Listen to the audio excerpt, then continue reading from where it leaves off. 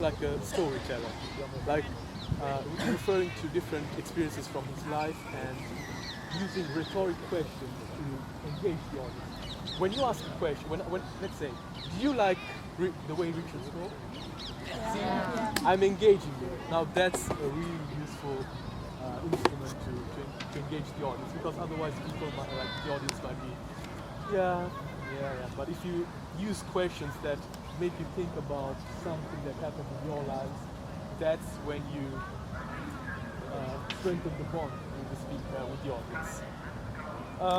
He also used many examples, so it's good to be succinct as Pavel. It's good to get to the point, but it's also good to back up whatever you say with real life examples. And I think we could accomplish that very well. Moving on to Katerina.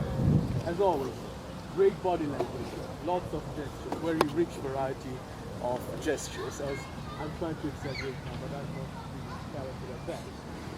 Also, great eye contact with the whole circle, not just with one side. I saw people doing. And also a really good use of pauses. As I was telling Pavel earlier, it's really good to be succinct and get to the point all the time, but try to use pauses. Try to make every single sentence have its own rhythm, so that every single sentence gives its own message. This could have been supported by a bit more energy, but apart from that, great speech. Vitali. Now, Vitali, for some reason, he was looking only at you, yeah? At least that's what I noticed. I know. I can understand. Some questions are more difficult. I understand, but I just like your eyes. you can use that as a reason. That's justifiable.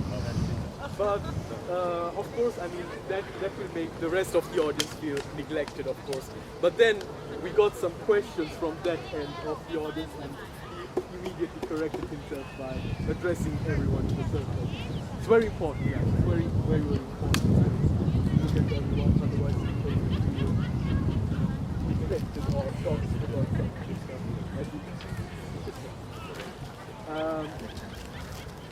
Go with the flow, let the ideas flow.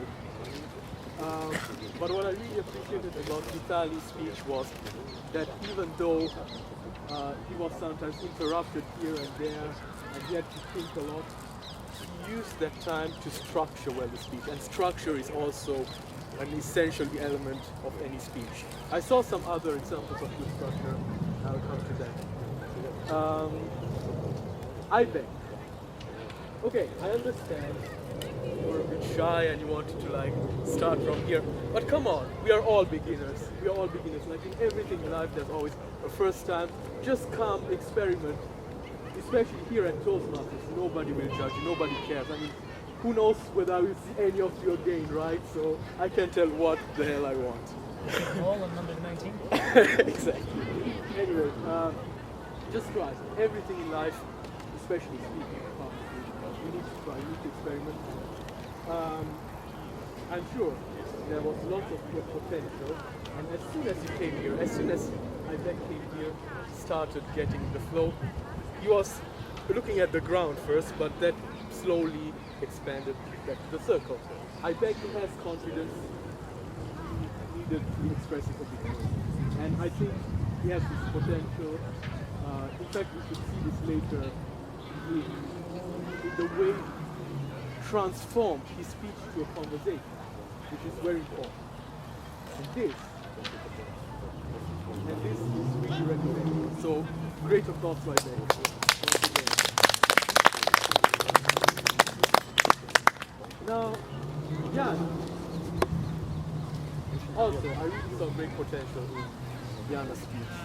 Try to project a bit more strength in your speech. So you were telling a lot. So Jana was really telling a lot. What we can learn from Jana's speech is that we always need to see, like if I say, Jana's speech was very. So add energy to your voice. You understand? Was that clear? Yes.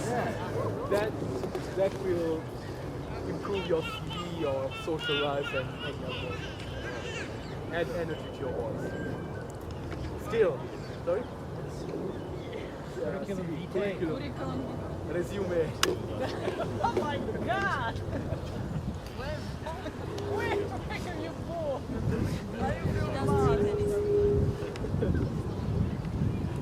But still, Jana, great narrative style.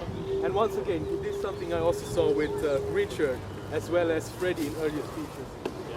The way she transforms the speech into a story, which obviously attracts everyone's interest, curiosity, and makes the story flow. So, good points for Jana. I also appreciated how Jana from developed a good level of body language. So on a few examples, she tried to simulate something, which obviously added a bit of humor in the audience. It's good to look at everyone, but don't circle, rotate too fast, otherwise people might not be able to listen. Agreed? Okay. Anyway, all of you, I really recommend. I was so thrilled by these speeches. You should all come to our more official meetings. I'm sure you will enjoy hearing other speakers, more experienced, less experienced, people who are learning and developing themselves. I'm sure you're gonna enjoy. But let's continue with the last two, which are actually our club members, and we have a lot to learn from them. Me too. So Galina, she made good references from the same topic.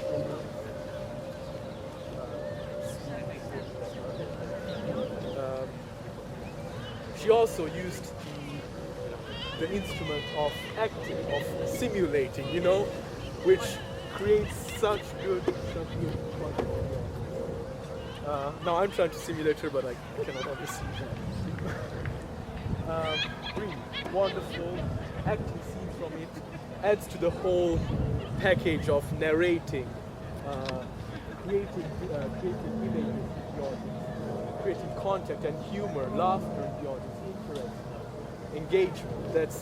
These are all points that make your speech a must. What else can we learn from her? And this is something I have seen many times even previously from our other meetings. Galina really masters the skill of pauses, of using different rhythms for every single sentence so that they can, that different sentence has different meanings.